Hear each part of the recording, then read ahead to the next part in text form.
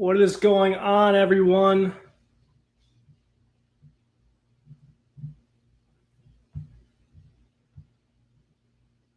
If I could, can you guys give me a sound check?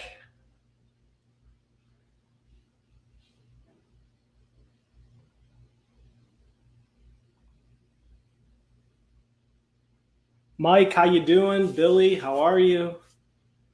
Greg, how you doing?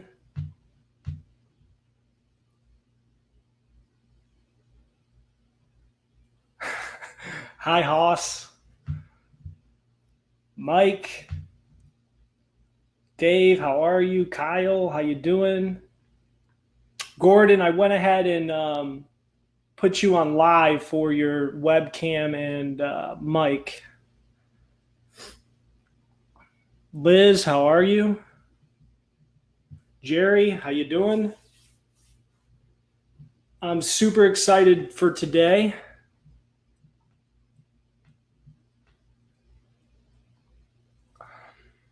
It's going to be a fantastic episode. Hey guys, how are you? Good. Let me put on, you know what? I got to put on my headphones real quick.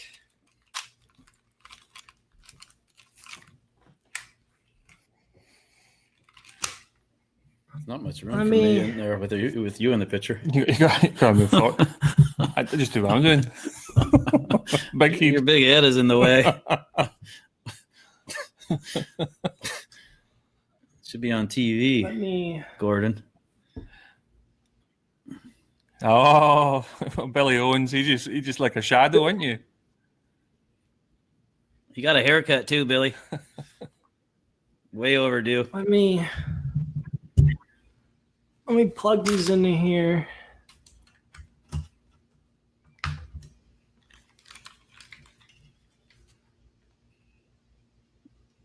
Yeah, we hear you guys great. Hear me Loud and all clear. right? Cool. Awesome. All right, I'm going to give it a couple minutes. Hey, Liz. And then there's Lizzie. I'm going to I'll probably put the chat on private so people don't get caught up in the back and forth, so they're paying attention to the program. So I'll give it a couple more seconds. We're going to try and get a little bit better light, but Monterey's burning down around us. No, that's okay. It looks like fine. Armageddon outside, dude. Fine. It's 5 o'clock here, and it's literally dark. Yeah. Now, you guys, are there? I think I was seeing on the news the other day. You guys are dealing with some wildfires. Yeah, still quite a over few, there, really. aren't you? There's a big one going down in Big Sur, it's about 60 miles south of us. It's burning like crazy, and that's where all the smoke is coming from. And do they know how? Yeah, this one was arson. The guy from like Fresno came over and started it for the heck of it. I don't think his name was Jesus. I think it was Juan. For the record. Grant, how you doing? Mike said he's seeing smoke over there in Vegas. Okay. So did I also heard like a lot of the forest fires start because of glass, like glass on the sun. Is that true, or is that no? Just that's true, because the out sun can heat it up enough where it gets hot enough. If it's right. 100 or above, that could happen. Yeah. Awesome. Not that. Just these people commenting here. Yeah, I heard that. And I heard that was like one of the main causes. But yeah, it's sad to hear all that going on. Wish you guys the best. California's burning. We're just waiting for the big earthquake next. We figure just to get it out of the way in 2020. Everything right. Yeah, 2020 just needs to. Let's get the earthquake done, though. We've gone through everything else: pandemics, fires. Just throw it in the mix. What the exactly. heck? Everything, yeah. No. It couldn't be a worse year. All right, everyone. Well, it's 8:05, so I'm gonna go ahead and get started. Natalia just said, "Don't jinx us." So we're going to go ahead and get started. I am super excited today because we have two real-life caddies who are going to show us the way of the caddy to shoot lower scores. And the great thing is you probably don't have to go through a bunch of big swing changes or anything like that. This is all about playing some smarter and better golf. And I think a lot of amateurs, and I know a lot of upglovers out there and people who follow upglove are really interested in hearing from you guys and your aspect and how it can help them shoot some lower scores. So to go ahead and get started, this is basically for anyone who wants to lower their scores without any complicated swing changes. We're not really going to be talking about a bunch of swing changes on this one. Folks who have joined us in the past, I know we've had other people on here who have talked about swing changes and things to do with your swing. That's not what this webinar and live event is going to be about. But if you love the game of golf, then you're going to love this episode. So real quick, we're going to do some brief intros here. For those of you, if this is your first time showing up to one of our events, we've been doing these for a few months, and I know a lot of you have been here before. I'm Sean McConnon. I'm the founder of Upglove. Basically, if you're not familiar with Upglove, we sell golf gloves. We have a gray one, white one. Is that the white one? Yeah, that's the white one. And basically, we sell a soft top grade Cabretta golf glove. We're a subscription membership, and you get golf gloves for about half the price. We've been shipping for a little over 2 years. I'm an avid golf lover. I'm a single digit handicap, and I'm looking to improve my game tonight with these two gentlemen as well. Thank you, Dave. Glad you love the gloves. And now let's go ahead. We have our featured guests today. We have Gordon and Neil. They run Glorified Donkey and also the Real Life Caddie podcast. They've worked at some of the most prestigious resorts in the world as far as caddying is concerned. And I think Gordon, I think you even caddied on the European tour for a year or two. Yes. Is that right? So for everyone here, and when we post this up on our blog and everything, so talk to us a little bit about Glorified Donkey and the Real Life. Okay, so Glorified Donkey is really a look at golf from a caddy's perspective, because we believe we have the most unique look at golf in the world, because we're golfers ourselves. We get the opportunity to be around the professional game, and then every day we meet the same issues with different people, and every day is different, you know? Yeah, absolutely. I mean, we see the same mistakes over and over that people make every day, and so it's easy for us to help people out in that regard. Yeah. Right. What is like your guys' most like enjoyable time as far as being a caddy? For myself, I think getting out on a nice morning early. You can hit the tee at 8 o'clock. You're done by 1 o'clock. That's a good day, right? That's nice work hours. Drinking vodka sodas by quarter past. Right. Well, could be in the mix. I would say for me, it's with the job we do. We caddy for a lot of people who are on their holiday, right? They're saved up for their 4 days to go and play resort golf with their mates. They're having a great time. They're there for a good laugh, and they're actually paying you. It doesn't feel like work, because it's not. Most of the time, it's not work. We do deal with people at their best, and yeah, we get the odd bell end, of course, but the majority of the time, people would always say that to us. They say, "Oh, you must deal with some real assholes," and we're like, "Actually, no." It's just kind of the same rule as in general society. Just 1 out of 20, maybe a bit of a jerk, but most people are nice, and we're always happy if the people are positive and we can help them out. They're decent enough golfers. Sometimes you'll get the brand new beginner where we're like, all right, well, this is going to be a project, right? But if someone's a decent 10 or you're 20, whatever it is, someone who's listening and open to advice. Right. Now, I know there's probably not like a specific number, because some of it's going to depend on the player and how good they are. But like for someone, let's just say someone's like a 10 or 15 handicap. and they're playing like their normal course, right? And let's say you guys know that course as well. How many shots around do you think you could save them if they've never had a caddy before? I would say I would hope if someone's a 10 to a 20 that we could save them at least 6, even 8. I mean, Wow. just on the putting greens alone, huh? Because we'll give the read the first couple greens, and the guy's like, "Oh, really? Are you sure?" Yeah, it's since 1966. It's been breaking that way. So yeah, so it takes a few holes sometimes to gain their trust. But after a few holes, usually they'll say, "Okay, I'm just gonna hit it where this guy tells me," because he hasn't missed one yet. I'd say for about 10 years, I've said this challenge, and we all like challenges as things develop with what we're doing. Anyone over the handicap of 5, I think that I could spend 2 hours with them and take 10% off their handicap. I wouldn't change fundamentals with grip. I would probably potentially widen stance. That's about as much maybe as I'd go set technical. up like, well, do you realize you're aiming so far right every time? Right. So just with helping them with alignment, with preparation, with course management, some of the stuff we'll talk about tonight, but the same stuff over and over again, people just making rookie errors. Just poor decisions, basically, yeah. It's like life, poor decisions. Yeah. It's like becoming a caddy. How do you become a caddy? Just a lot of poor decisions.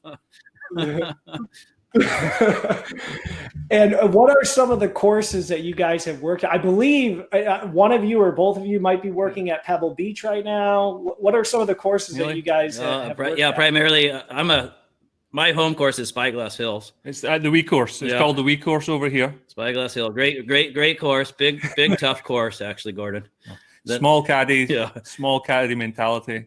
But we get we can caddy if we're at Spyglass. We can also caddy at Pebble. We can also caddy at Spanish Bay. So we get all 3 resort courses. Gordon here, he's also caddied over at Turnberry. So yeah, I started at Turnberry when I was 13. And then, it was great. Wow. And then I did Prestwick, Royal Troon, because they're just up the road.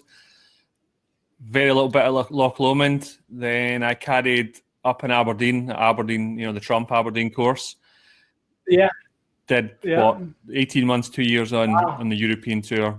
And then over here, I actually spent a winter down in South Carolina at a place called Secession. Oh, really? It's a really, really, really nice course. Great. Yeah. Probably the best setup I ever was at.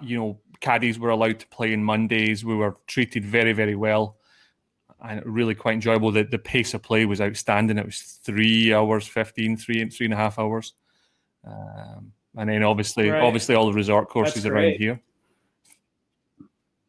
Have you guys played anywhere down in Florida? I played TPC Sawgrass. I haven't played much golf in Florida, unfortunately, but I enjoyed that course. I thought that was just a fun course to play. Very good course. I only set foot in Florida for 8 hours once. We went, I think, is it Jacksonville? Is that? And okay. I don't know. All those stories of people eating their mother's face off with meth, growing up, and I don't know, it scared me. Jeez. Come on now. Yeah. Yeah, there is I'm in Tampa. A lot of you probably already know that, but I'm in Tampa, but I'm originally from Ohio. But yeah, there's the Florida man kind of joke that goes around. Is Paul Casey the mayor there in Tampa? He is the mayor. The 18-time winner. Where do you play your golf? I pretty much play all over. The nicest course that I've played in Florida is Stream Song. So Stream Song's like one of the top rated public courses in the States. And I'll tell you what, that I definitely could. We did not use a caddy there. We should have. But their greens there they're like putting on glass. One of the guys said there, he's like, we rarely keep it under 14. Those are flying then, huh? Yeah, I mean, I 5-putted the first hole because when you look at it, you just don't. Not that much slope. I mean, relatively flat or undulations. No, they definitely have. Yeah, they definitely have undulations there because it's all like man-made. Florida's flat, but Stream Song is like a links course basically. It's out in the middle of nowhere. The fairways are huge. You could score really, really well there, but I probably 3-putted as much as I 2-putted, and we just we didn't spend any time on the practice green. And see that you've already made 2 fatal errors. Yeah. Didn't practice putting. Didn't take a caddy. What's your handicap, Sean? Tisk. I know. Well, you know what? I haven't been playing a lot, Gordon, but I was down to a 7. So, and again, I don't play a ton just because of time, really, and then everything going on this year and everything. But over the beginning of last year, I started playing quite a bit, and I got down to a 7 and was playing, pretty well. Typically, if I go out, like 85 is an awful round for me. Like I'm gonna be battling to break 80 pretty much on all the courses that I play basically all over Tampa. So you're Bay. really a guy that we could help. So yes, you're perfect candidate. 100%. So, and we're going to get into that right now. Now, real quick, for everybody who's on today, I want for everyone who stays till the end, I have a special surprise for you. I'm going to give you guys a free course that I developed. Essentially, what I did is I took some of the best YouTube videos that you could possibly find on the short game. It's called the Short Game Recipe. And I basically lined it all up into a membership format for you guys, and I'm going to give you guys access to that for everyone who stays through the entire presentation. I thought the bonus was me taking my clothes off, Sean. Well, that was supposed to be a surprise. Make sure I'm going to make sure I'm out of here before that occurs. So everyone's getting hooked up. Technically, it's not even live yet. We had some beta testers who were just testing like the technical aspects, but I have all my upglovers. You guys are getting that regardless, but you'll get early access today. But even if you're not an upglover, I'm going to give you guys the link today to go ahead and sign up, and you can check it out. These are the best short game videos that I think that are on YouTube, and it's all broken down and putting as well. So. And some of the putting videos are things that you guys probably have never seen before, as far as like stuff for you guys to do. All right, so let's go ahead and get started with caddy tip number 1, which is course management. So Gordon and Neil, I'm going to go ahead and turn it over to you guys. Perfect. And so help educate we actually us. split this one into sort of 4 main bullet points because I know that you want to move things on, and I can tend to talk a lot. So the first thing, and this is something that it doesn't matter what your handicap is, you'll see professional golfers do it every Saturday and Sunday in the telly. After hitting a bad drive, right, take your medicine. So I've always had this sort of philosophy where if you hit a bad drive, get it back in position of where a good drive would be, or slightly advanced of where a good drive would be.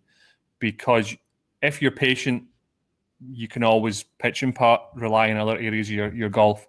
But what you'll find is a lot of people, they're probably listening. They will try and hit a 3-wood from the rough. They'll try and hit a 7-iron instead of just hitting a wedge. And that would be, course management. After hitting a bad drive, take your medicine. Yeah, especially if you're 15 handicap. Hey, you're probably getting a pop anyway.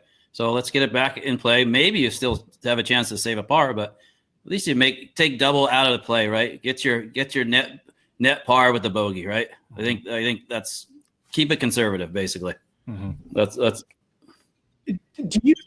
Do you guys ever tell people like who are playing, and let's say the first hole is potentially a driver, but it could also be, maybe like a 4-iron or a hybrid or something like that. Do you guys ever tell people like, hey, for the first couple holes, let's get the round off? I think I usually would tell people each hole really all the way throughout the round. What is the risk reward with this hole, right? So it's if the opening hole is a 530 yard par 5, I would kind of encourage the guy to hit a driver, right? If it's not too much room for air, got to get it out there a little bit. But the next hole's a short little par 3. Hey, I'll 300 yards. I'll tell him immediately. Encourage him to the 180 and put the driver away, right? Hit a little hybrid out there, get in play. So I would say situational, but I would rather just let them encourage them to do one thing, but they got their choice, right? They know what the club they like. So I think if you have an average golfer, even up to a good golfer, say you have a short par 5 early on in the round, if it's early in the day or they haven't been to the range, I would definitely go for the layup option and say, well, by the time you're warmed up in 14, 15, yes, you can go for that, but not with the third swing of the day. Yeah, and that would go the same with some really long par 4s. If the person knows that they can't hit that thing in 2, then why don't we just lay up in front of all the bunkers that are covering the front of the green? Lay up to your favorite yardage, whether it be 60 or 80 or 100. Just get comfortable, and I think always with golf is the main thing is establish a playing rhythm, be in the hole. Get in the game, so to speak, and don't force the issue too much. Yeah, play within yourself. Yeah, I was actually one of Neil's points in there, laying up in long holes. I think that because golf is so psychological, if you could hit a good drive, a good wedge, another good wedge to get to a par 5, you've hit 3 good shots in a row, 3 good swings. The next tee, you're going to be thinking about that, as opposed to, oh, yeah, I hit good drive, then I took a hybrid and I stuck it in the bunker, and I took 2 to get out of the bunker, then I 3-putted because I was trying. Because you're thinking about your last mistake, right? So move on. Yeah. Another point we made about course management was from hazards. Now, when we say hazards, primarily we mean bunkers because, like in Scotland, for example, every bunker is deep. It's a one-shot penalty. America's slightly different.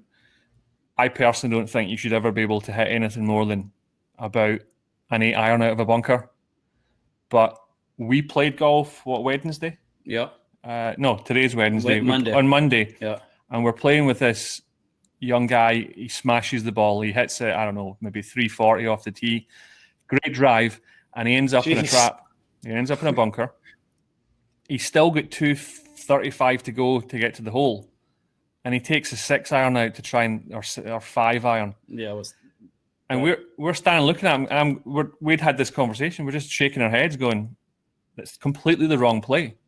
And he drills it into the front of the bunker, gets it out, but then he tries to chase the next one. He ends up taking double bogey.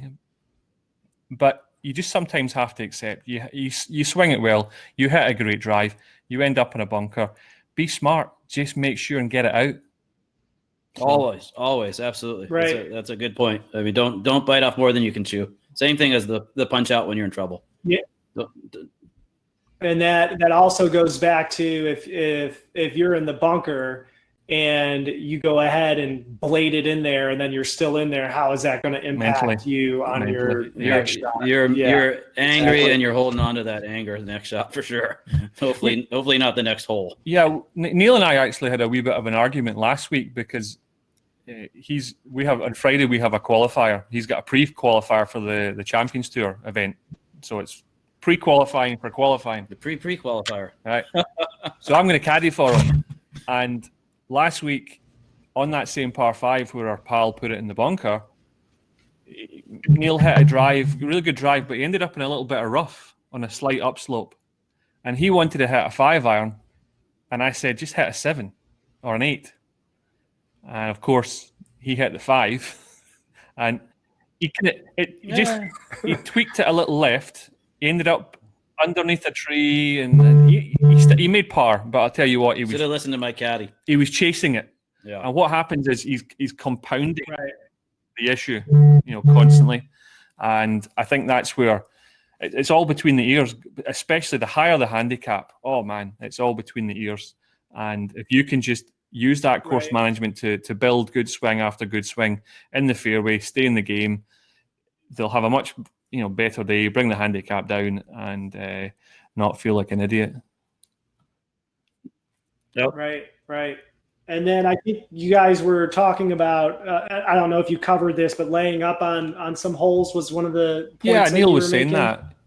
Yeah, because there's my home course spot. There's some long par fours, and 400 up the hill, playing 430, 440, 450. So a lot of people don't have a chance to even hit it in 2. You already know that. So that's where there's always some big bunkers short in front, covering up the front edge of the green. Don't get near those things, right? That's the recipe for disaster. Like who wants a 40, 50-yard bunker shot, right, to an uphill green? Nobody.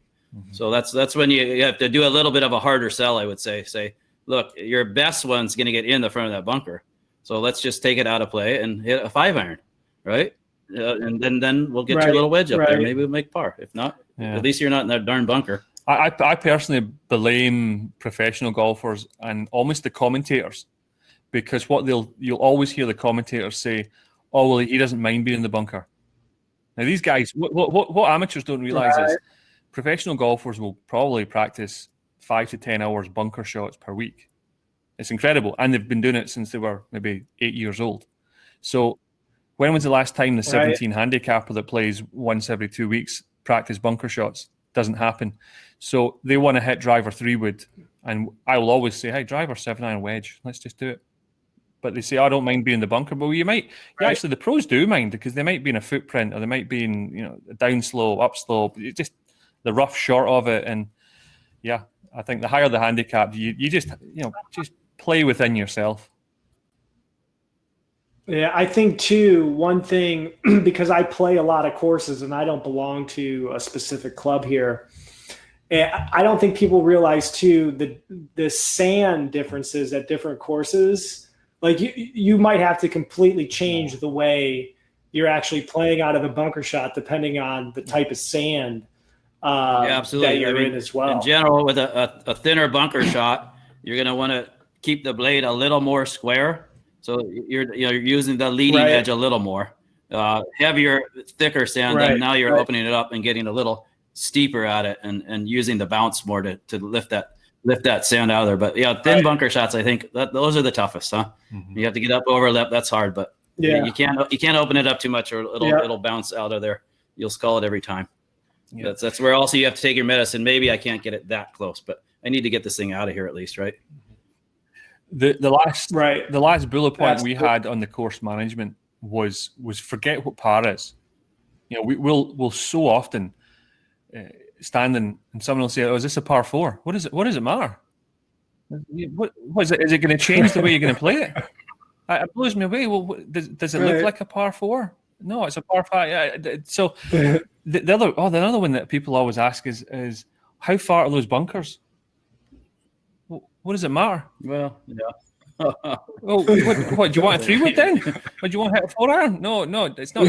There's too many questions. But for me, people ask, just forget what par is. Play your own game, and just know your own game. Right. So there's a par 5 I can think of specifically in Spyglass, number 7, and people, it's a drive, and it's then about between a 100 and 170 layup shot. And they'll always ask, was it a par 5? And so it doesn't matter. There's water left, and there's thick rough, right? You don't have the shot, so we're laying up. Yeah, if you just hit it 230 off the tee, you're not making the other 260 on the second one, right? Like, listen, if you're having a match against your mate and you have a stroke, yeah, okay, fine. But again, that doesn't matter. The question should be, do I get a stroke here? Yeah, I always think it shouldn't be what's the par. Yeah, I always think the funniest one is when people are asked, well, what did you have there on that hole? They say, well, what was the par? Like, what? Yeah. No, dude. Did you have a 6? Did you have a 5? Yeah. So, it was a 5. Oh, I had a 6 then. Yeah. All right. What was the par? Right. What did you have? Yeah. All right. I think that was all I have all the bullet points here as well. So I think that's everything for course management. Well, that's some of it. Let's go ahead. There's a lot. That's some of it for tonight. Well, yeah. It's a chunk. We could be here till about October giving out all the course management, but yeah. Yeah, I don't think, for a lot of folks, I don't think they realize how important that is to actually lowering scores, because it's something, it took me a while to learn this myself. And this is really kind of what helped a lot of my scoring is you start blaming it more on shots versus managing the course. So for example, you might be like, you said, hey, you might take a 3-wood, and then I hit it into the bunker where I could have avoided the bunkers if I would not take my 3-wood. And then I get another stroke to get out of the bunker. And I'm blaming it on my bunker play when I probably should have been. When you hit a perfectly good 3-wood and now you're in a bad situation, right? Yeah.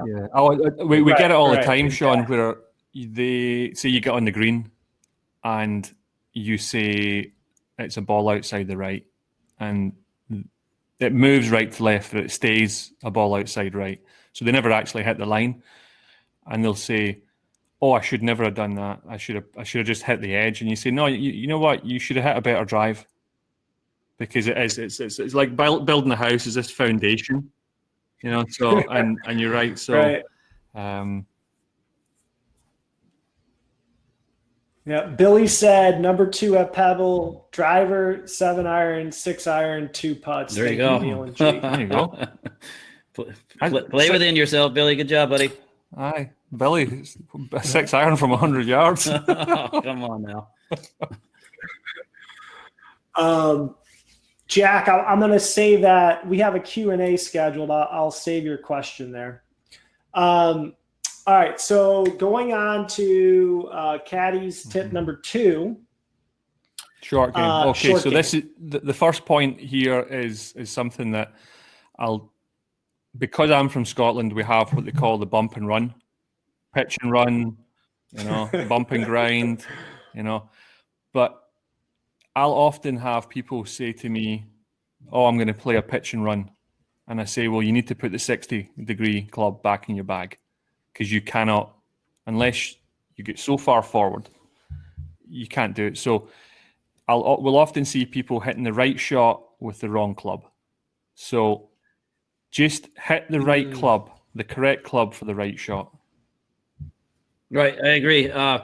Whenever I do a chip, I'm always looking which club would give me the most room for error. So if I'm 3 feet off the green and I have 80 foot of green to work with, I'm immediately thinking, okay, I'm gonna use like an 8-iron or a 7-iron, because I know if I get it in about the right area, which is just I have to chip it maybe a quarter of the way to the total distance with that club, I got a lot more room for error.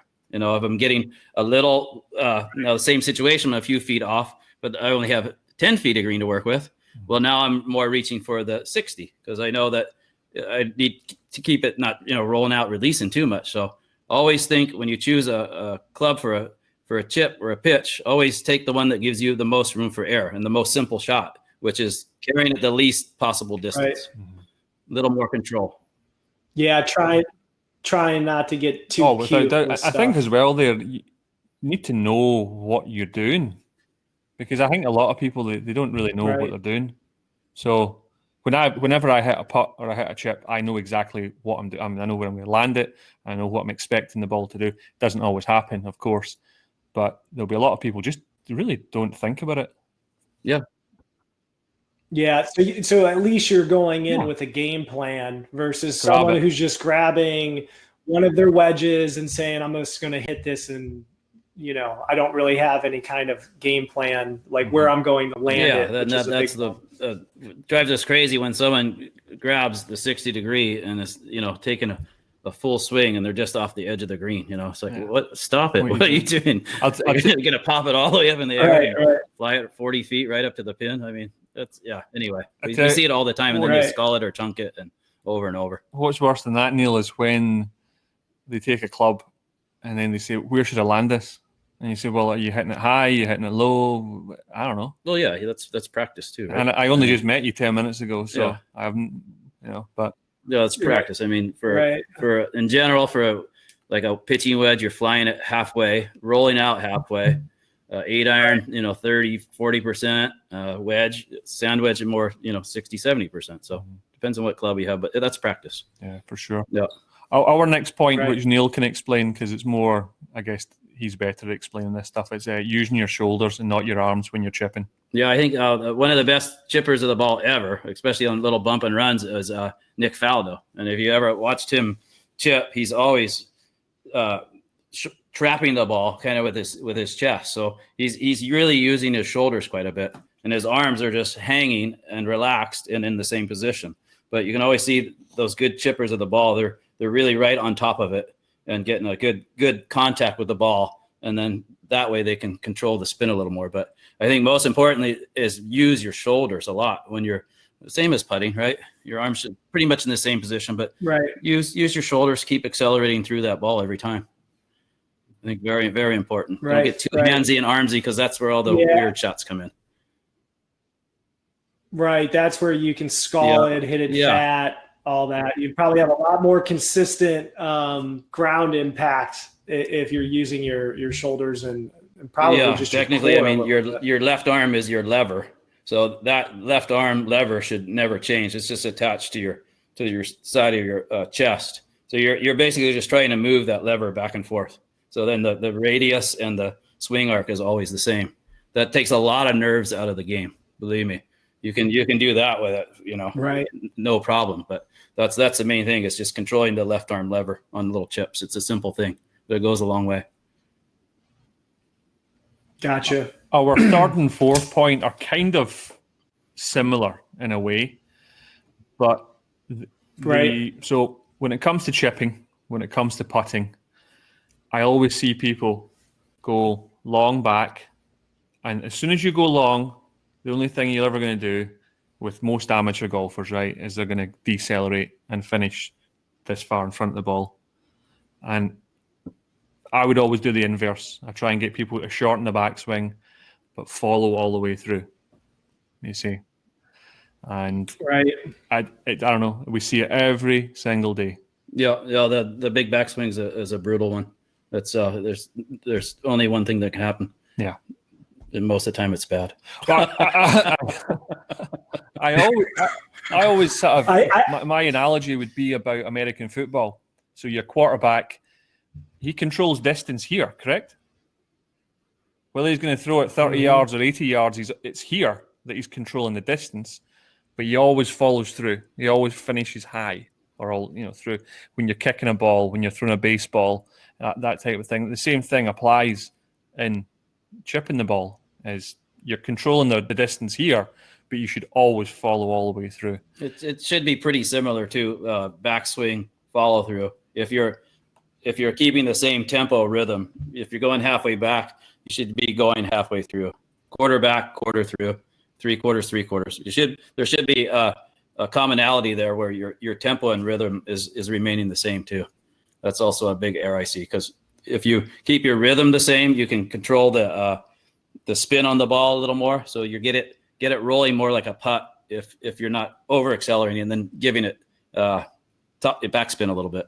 So I think that's also a good point. At least try to keep it similar forward and back with a little bit of acceleration, right? Yeah, I think so. Yeah. That was my final point, was always accelerate. Now, again, people always say the pros have the same distance back and forward, and I think that's great if you, again, are practicing putting 10 hours a week. But the reality is most amateur golfers don't practice 10 hours of putting in their life. So what's the thing that always happens? They run out of pace, they decelerate. So again, I shorten the backswing on a putt, but always accelerate through. 2 things will happen, or 3 things will happen. You'll never be short again.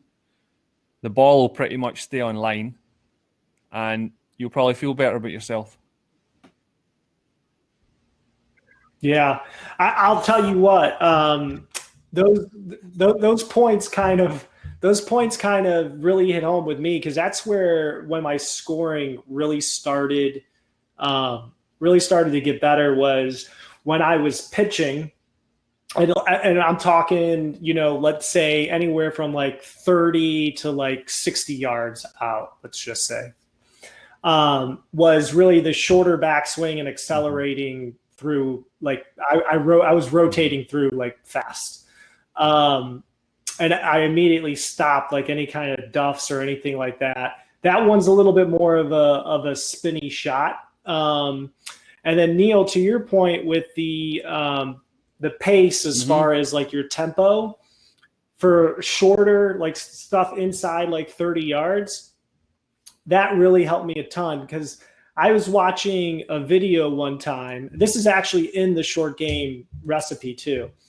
And people might have seen this video. And the reason why I put it was mainly because of that. Is he was talking about, it was Kevin Kisner. And he was talking to an amateur about his short game. And this amateur, I mean, he was all over the place. Like, he took it back real far, and then he would decelerate. And his backswing was kind of like faster than his downswing for these like chip shots. And he was saying to him, he's like, I bet you don't take your driver back that fast. Yeah. You know what I mean? He's like, you know what I mean? And then he's decelerating. No continuity, basically, huh? Right, yeah. And he basically said, if you're an amateur golfer and you're golfing like a couple times a week, he's like, I wouldn't do anything but this, what he was showing the guy. Basically, it was really just kind of the same pace back and the same pace through. And I use that a lot on my like shots that are pretty close to the green. Maybe I'm 10, that will eventually off. all creep into your full swing too, though, for sure. Just getting that with that steadying pattern and, you know, having a similar tempo, rhythm, it translates for sure. But, you know, clean strike, all that. It's the real deal. I don't think people realize, and part of it is kind of what we talked about earlier, like getting handsy and maybe, you know, pretty wristy, like how fast like they're actually moving that club. And when you watch like a tour player, they just look so smooth because they're not like rushing the backswing and then like, oh my gosh, I can't hit it that hard, so I got to slow down. Kisner's a nice guy too, by the way. I ran into him a couple times. Good dude. Yeah. He says if he could drink beer, listen to music, and ride in a cart, he'd win every week. He's our kind of guy. See what you were saying there about he was telling them to go and just practice with a wedge. That would be another thing that I find growing up, going to driving ranges. People practice their tee shots, their driver, etc. Probably about 75-80% more than the wedge. And it doesn't matter what your handicap, what level of golf you are, probably 70% of your shots are from 120 in. And it blows you away. Oh, because they spent $400, $500, $600 on a driver, you got to go and justify that. You'll hit on average probably 17, 18 drives around, because you'll have your 14 that you use it, and then the 4 provisionals or 3 off the tee. But the wedge, like I have one wedge, a 56 degree, and that's all I hit. And then, you know, just dialing it in 100 yards, 90 yards, 80, because the amateur golfer doesn't know how far they hit it. They're clueless. So it comes down to feel. So feel only comes from that repetition. So like that's a completely different tip. That it's not even a tip. It's just advice. Go out there and just, when you go to the range, just, if you don't have enough time to go and play golf, or it takes too long, we'll find a par 3 and go out there. It takes 40 minutes. Don't even take a putter. Just go out with the wedge and just, because I tell you what, all of a sudden you'll take a 25 handicapper. If that's all they did, they'd take off 7-8 shots. Yeah, but Gordon, people love to drop bombs. Drop bombs. You've got to drop bombs. McPhil, DeChambeau. Yeah. Drop bombs, baby. Bombs. Drop bombs, baby. 260, 270. Bombs. Right. All right. So now we're going to get into the mental approach. I think this is more your expertise. Oh yeah, I'm like the Dalai Lama. It's me, you know. I only have 2 brain cells left, so I can only handle so much. Yeah, Neil grew up in California, so there's not much grey matter left. I've made it this far. But right, so number 1 point, believe in yourself. You know, and if anyone ever plays golf with me, they'll know that I never, when I miss a green, I never take a putter. You know, because I just take the wedge, and I'm always waiting for someone to say, "Oh, you forgot your putter." I say, "I don't need it." Right. I've seen you go back to the cart a few times. Exactly. Yeah, but you know what? See, I think once in 8, it's worth it for the 1 in 8, the 1 in 10 times that I either hole it or get it close. But you got to believe it. If you don't think that you can make the shot, just go and watch, you know, basketball or baseball. Stay in the pub, because that's one of the things I can't stand is when we caddy for people and they go, oh, and all they can see is the danger and the bad shot.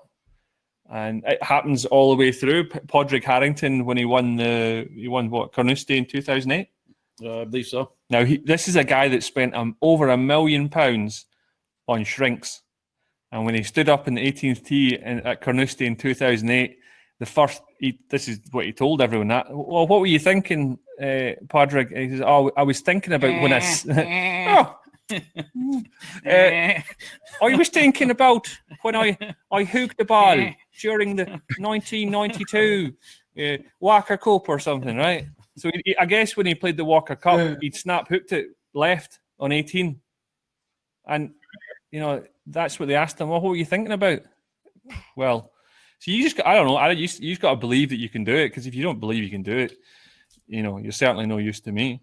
Well, so yeah, you got to start. You got to start in the right spot, right? Got to have a plan. Now, the second point here, which would help with this, is that visualize the shot. So we talked about this earlier on about courses. As a caddy, the way I read putts is I actually see a line. I can just see it. So you got to visualize it. Again, it comes back to knowing what you're doing. We mentioned that on the short game. You got to hit the right club for the right shot. You got to know what you're doing. So you stand in the tee and you go, well, what am I doing here? Am I hitting a little fade? Am I hitting a hook?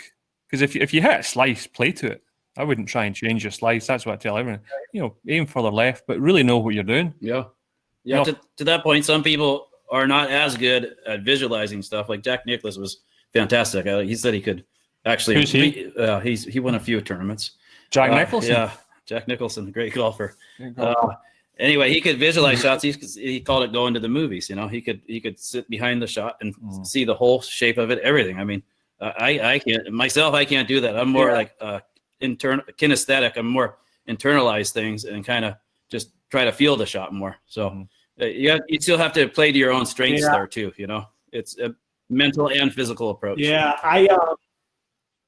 for me, like there's a couple courses that I play a lot. There's always like these holes that get me, right? Like for whatever reason, they just don't fit my eye. And it's like the same hole. Like I already know, like my buddy who plays with me would be like, oh, are you going in that bunker again? I always end up, but the funny thing is every time I get in that bunker, and it's a tough like fairway bunker because you kind of have to hook it around a tree, I always hit like a great shot out of that bunker. But for me, what I started doing is every time I know it's one of those holes, I think I overthink it. You know what I mean? And I'm like, you know what? Forget that. I get right up there, quick visualization. Take your chances, right? Yeah. I try not to, because I know I'm thinking if I stand up there too long, I'm thinking, geez, I'm going to get into this bunker. Or, yeah. And see, I used to fight a hook for a long time. And then I really kind of, especially off the tee, I only play a fade off the tee. If I try to hook it, it's pretty much a straight ball. But with my irons, I like to shape them both ways. And I don't know what it is, but there's water on it's a small landing area. The fairway's pretty small. There's water on the left. And then to the right, like you're going to be blocked out by trees. And it's an iron off the tee for me. And every time I go up there, for whatever reason, even though like I rarely hook the ball anymore with an iron, unless I'm like trying to, like that water gets me and I'm always blocked out by the trees. So every time I go to that hole, as soon as we're driving up there, I'm already visualizing my shot, and I just hurry up and go. Like I don't even see anything, no water, no nothing. I'm like timing myself to get off that tee box just so I don't think about the water. Fair enough. Just pull the trigger, right? Sometimes it can be a good remedy. Yeah. Dude, I had a hole growing up. Yeah. It was the 9th hole on the Arran course at Turnberry. And I didn't matter if I was 2 over, 3 under level. Got on that 9th, I tried everything. They were gorse, like proper gorse, lining the fairways. What's an improper gorse? Well, less thick. Okay. Proper gorse, like, folks. Thick. Like Spanish bush. Okay, like, I got you. All right. You know what I'm talking about. I got it.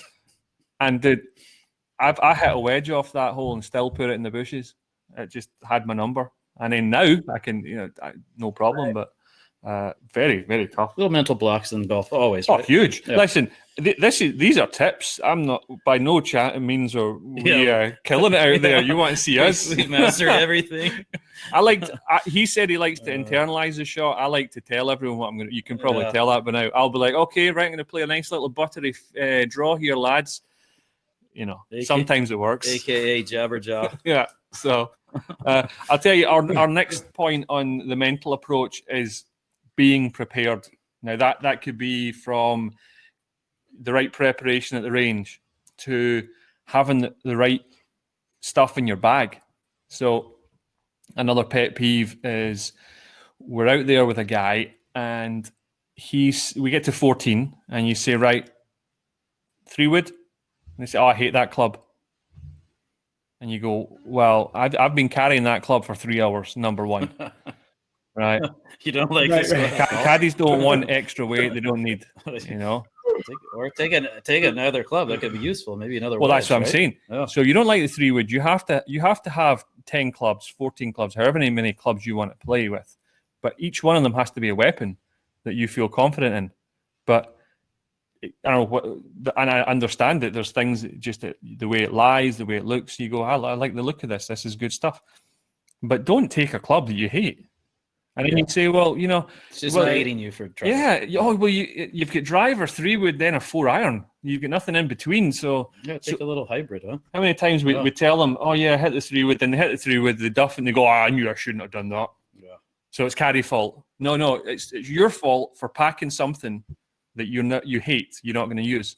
I think preparation could be having tees in your pocket, ball markers, so you're not starting, right? Or knowing your numbers. How many times have you done this, Sean, where you're over the ball and you with an 8-iron, but it's a 7. You're too lazy to go back. You haven't done your preparation, and you end up trying to hit the 8-iron, too hard and double bogey. What about ice and a couple tall boys? There you go. Packing up beers. Yeah, you gotta have some of your adult sodas with you. What's that like? I have done that a lot, especially like if there's wind and then you get up there and you're like, oh geez, should I go back? Should I not go back? And then if you do, you're running as fast as you can and then running back. And then by the time you hit, you're just all disoriented. You forgot the visualization that you guys talked about earlier, and you just really kind of screwed up your shot right off. Of course, we always bring out a few clubs, right? I mean, don't just bring a 7-iron. Bring the 6 and 8 as well. It's probably going to end up being a 7-iron, but if it's a cart path only course, take out a few clubs. But make sure and take them back. Don't be the guy that goes, "Oh, has any of you guys seen an 8-iron? Yeah, you guys seen an 8?" Would you say preparation as well, though, might be that we didn't note this one down. This is off script, but pre-shot routine is a preparation, and sure, that to me is very important. Where part of Rafa Nadal's pre-shot routine is picking his underwear out his crack maybe 2-3 times. You see that he's been doing it for 20 years, but that's a preparation. He can't hit the ball without doing that. It's critical. It's critical. Right. Or like a baseball player, they have all the bits and pieces going on. So golf, maybe you're not quite, pulling your underwear out, but you have to have that pre-shot routine. So because it's like a science experiment, you want as many consistent, moving parts as possible. It's an internal trigger, basically. Right. Yeah. Just shutting your brain off, letting your body do its thing. Mm-hmm. If you do the same thing every time. Do you guys have any general things as far as pre-shot routine? I know everyone's a little bit different, but do you have any kind of things people should be doing as far as I think always you got to start from behind the ball, directly behind the ball. Pick a spot between the ball and your target that you can already choose from behind there where you're going to align your club face to. And then whatever you're always, swing around, come into it at a nice 90-degree angle with shoulder square. And then you start your process of lining up to that spot that you had before. and whatever else you have to do, a couple of practice swings to relax. But your pre-shot routine should really include getting properly aligned. That's your first thing. Yeah, mine is getting relaxed. Mine would be a kind of a practice swing from behind. I'll be 5 yards behind the ball, and I'll aim it up. I keep my eyes on the target, and I feel my way in with my feet, and then get over it. But I actually saw Neil did something on Monday, which I think I'll start adopting, which is you go into the ball, and then he moves his left foot. So I move my right foot back first. So he moves his right foot back, so he's loading his weight on his right. You see? A lot of people do it the opposite and then way. They start leaning forward left, and then it's done. And then so you exactly. So you're loading it in the way back to get it forward. So I keep my come into it like this, and then I stay like that. As soon as I go forward, then my shoulders go that way. Yeah, better to keep your left shoulder high, right shoulder low. So I'm 38. I've been playing golf for over 30 years, and that was you're always learning new tricks. I'll probably try it for 9 holes, and it won't work for me. So I'll find something new. But hey, it looked good for him. Yeah, no, that's good stuff. Yeah, I definitely I try to tell myself when I go to the range to work on my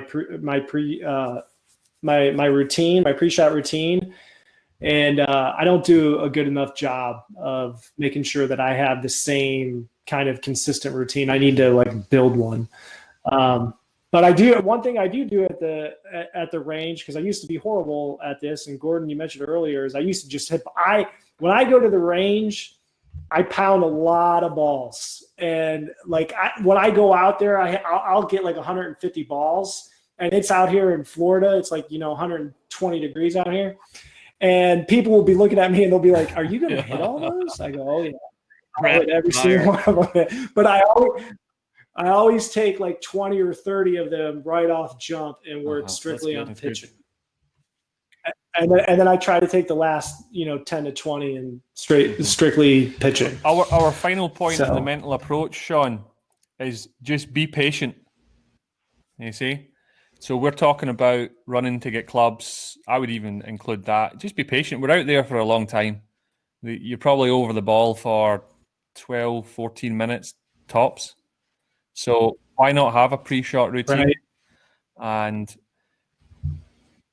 I think maybe the course management as well is you could incorporate that with being patient, because you want to get to the green. Just be patient about pars and hole and putts. We will caddy. We discussed this earlier on, where after 4 holes, someone will go, "Oh, one of those days again. Oh, it's just another day like this." Wow, you got 14 holes left. You get 14 to go. Yeah. I mean, look where Ram was 2 weeks ago when he came. He shot 75 the first round. That's it, and then he came from nowhere and to win the tournament. Yeah. So if you're patient, it's amazing how a couple of birdies in a row, a couple of pars will just really improve that score. Even if you triple bogey the first, my dad was the worst actually. He was a really good golfer, and he would triple bogey or something the first, double, done, useless. Mail it in. You go, what? Right. And I've done it myself. Don't get me wrong, I was a horrible starter, but be patient with everything in golf, because it will come. If you put the work in, it will come. Yeah, and it's a hard game. And be patient with your caddy. You're not going to get everything right ever. Yeah, your caddy might be really hungover and didn't sleep much last night, or be nice. Patient. Yeah, maybe he'll get better. Maybe his reads will get better. Right. Yeah. That's awesome, guys. Those are I appreciate you guys sharing those tips. We're gonna do and Billy said, "I've been burned up, beat down, blown up 3 times. I remember 80 stories over Manhattan on a rope, no problem. Stand over a golf ball, and I'm terrified." That's true. We all have our own bugaboos, right? Yeah, absolutely. Golf's a hard game, man. Look at Tom Brady. Yeah, exactly. Right. I want to be conscientious of everyone's time, but I want to leave a few minutes here for some Q&A. I have a couple of questions marked here. Jack asked, How do you divert your golfer from blowing up? Gordon? Talk about something else. He's good at it. He just continues I to just babble. keep talking. Just talk to them about whatever, stocks and shares, politics, Premier League football. Just take their mind off it. Which can work sometimes, right? Yeah. No, but I think back to the same point. Try to give him some encouragement, right? Yeah. Say, look, you made a couple bad decisions, couple bad swings, but it's not the end of the world. You can do this. Yes, exactly. It's all about keeping them focused on what could be positive happening next. Yeah, focus on the positives. People are their own worst nightmare. I carried for a lady yesterday who plays golf once a year. Horrible, just horrible. And her husband had said, "Don't worry, because she'll understand the pace of play." Well, no, she didn't, because she just kept on swinging and swinging and swinging. She would not give up. 12th hole, she hit a 7-iron out the middle of the club, great sound. And I said, "Wonderful, well played." She said, "It went in the bunker." I just went, "No, great contact. Once you start playing 10 times a week, we can start talking about where it goes, but you play once a year." And it's all between the ears. Yeah, and make sure in golf, the most important shot is the next one, period. Just focus on the sometimes good you can things. be swinging bad, and then you just click one that's perfect, like, I found my swing. And then you're off to the races, right? So always just focus on the next shot. Yeah. As best you can. It's, like we said, it's hard to do, but that helps. Okay, got another question here. This was from Jim. Jim asked, do you think most amateurs try to hit it too hard? Yeah, because they see all the especially these days, wow, those guys are dropping bombs out there, right? DeChambeau's created a whole new era in golf, really, with his bombs. But absolutely, people tend to try to hit it too hard. Just realize what your own swing tempo is, right? And stay within it as best you can. Because it's not. Yeah. Oh, go ahead, dude. That's right. Go ahead.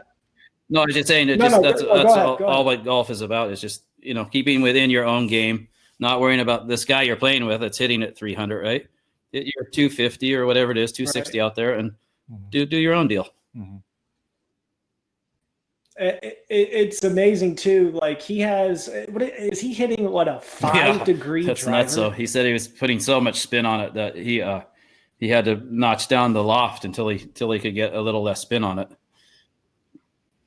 I mean, that's like a putter, literally.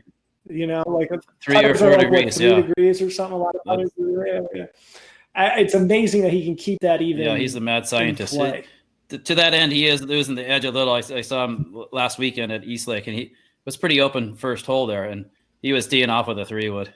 Yeah. It might have got up to him a little where he's got to retool and find a balance, right? It's not a long drive contest out there. It's the game of golf, right? It's distance is hugely overrated. I think, yeah. He'll find his balance though. He's the mad scientist. Right. Well, and I think it's especially if you're playing with some of your buddies and you're playing a course where you don't have to worry about trying to bomb it. Like you don't have to hit your one best tee shot that might have went 250 one time, and then you're trying to do that on every single hole where you could take a driver out. It's not necessary. Swing thoughts. Should players be having a swing 100%. thought? Yes or no? Yes. I was watching Sky Sports about 10 years ago, and there was an English golf professional called David Howell, and it was Sky Sports covering the PGA Tour, so you have the commercial breaks in America. So they do little tips in between the commercials, or while the commercials are going on, awesome. They'll be in the studio. And he started talking about swing thoughts. Now, I think it was probably about more than 10 years ago. And he started talking about swing thoughts, and I realized that I'd never had a swing thought that wasn't positive.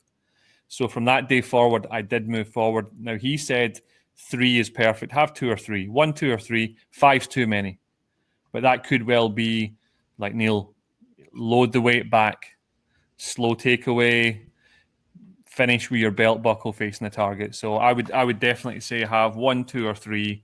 Any more than 3 is too many. Or it could be just one for each club. You have one swing thought for a driver and different shot is the wedge shot. So you could have little swing keys for each shot. Yeah, like the swing thought shouldn't be don't chunk this. Don't run it past. right. It should be positive. Yeah. Keep it simple. Keep it simple.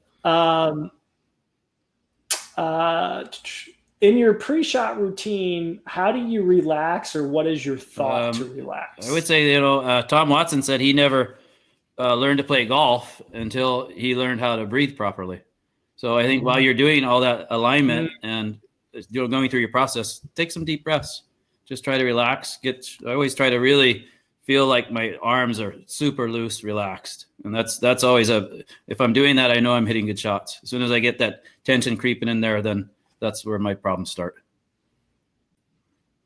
Yeah, that's a great tip. Breathing's big. And to that end, you could go to the range one day and just work on that. Just work on your pre-shot routine, work on your breathing and your visualization. And, it's like we said, it takes practice, right? It just doesn't happen.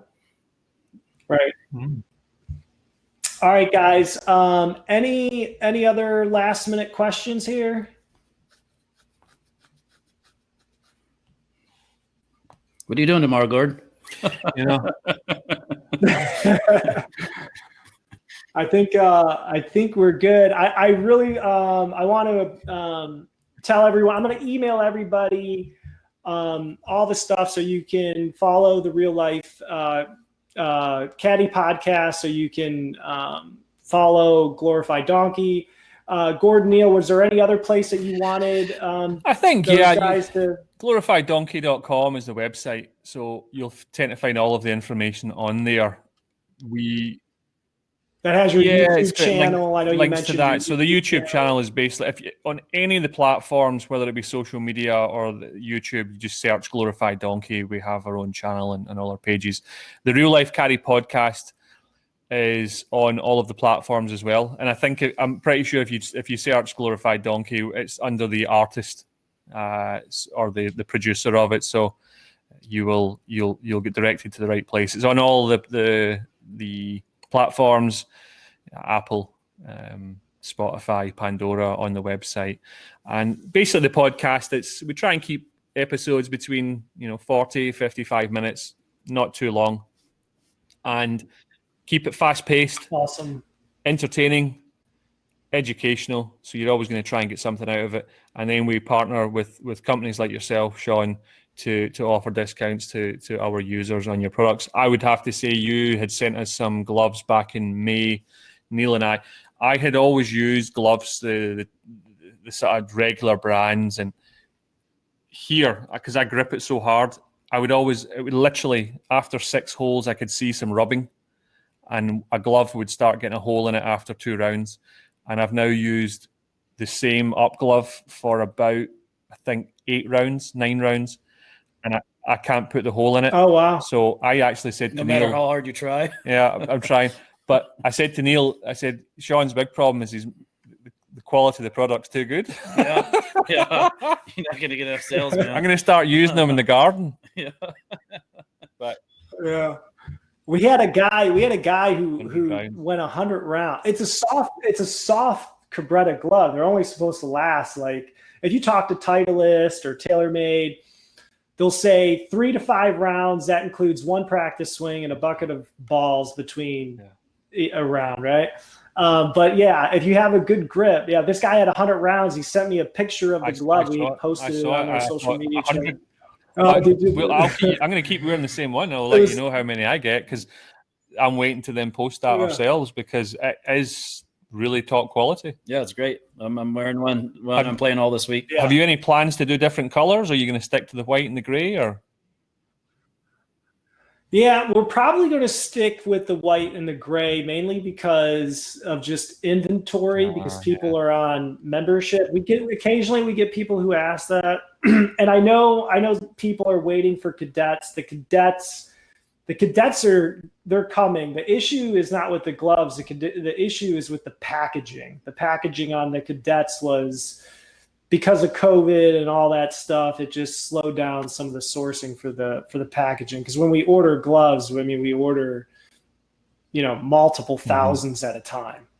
So, but they'll be here very soon. We were hoping to have them already, but they'll be here soon because we got quite a bit of people that I know, and I know Gordon Yeah, I was mentioned going to some say, people are. I get some guys that want the cadets, but honestly, just put them in Ziploc bags for these guys. They'll be fine. Or like a paper envelope, and hope it doesn't rain. It'll be fine. Right. And as promised, I'm going to pop this up right here. Oh, did I lose it? Oh, hold on a second. Use it or lose it, Sean. Here we go. Here it is. Now I got it. There we go. So you guys can go ahead and get that. That's just a course that we made really just for a value add for all of our upglovers. We had people beta test it just to, can you log in? Can you update your password? All that stuff. It's just free YouTube videos, but it's organized in putting, chipping and pitching, and bunker play. There's one more video that I'm going to add, and then I'm going to add some audio to each of the videos and kind of give you guys some of the thoughts on how these videos specifically help me, and hopefully you can apply it to your own game. So that is for everyone, and I really appreciate Gordon, Neil, you guys were fantastic. I appreciate you guys taking the time. Pleasure, buddy. Anytime. Yep. Yeah.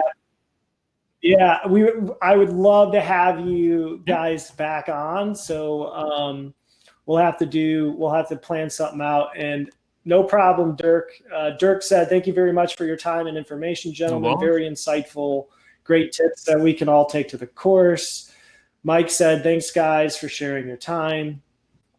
But yeah, I really appreciate it. And then I'm going to send everything out to all of our followers. We'll put this up on our blog, and we'll link it back to your guys'. Well, as long as I can get through my parole, I'll be good. That'll be dodgy. We'll have to time it out properly. Hashtag Caddie life. Yeah, that's it. Caddie Hall of Fame. You get arrested, you're in the Caddie Hall of Fame. Yeah. Jerry said, "Great show." Bill said, "I can't wait to use the Caddie next trip." Perfect. All right, brother. Thank you. All right, guys. Well, thanks everyone for coming. We'll talk to you guys soon. Bye-bye. Yep. Cheers. All right. That was fun.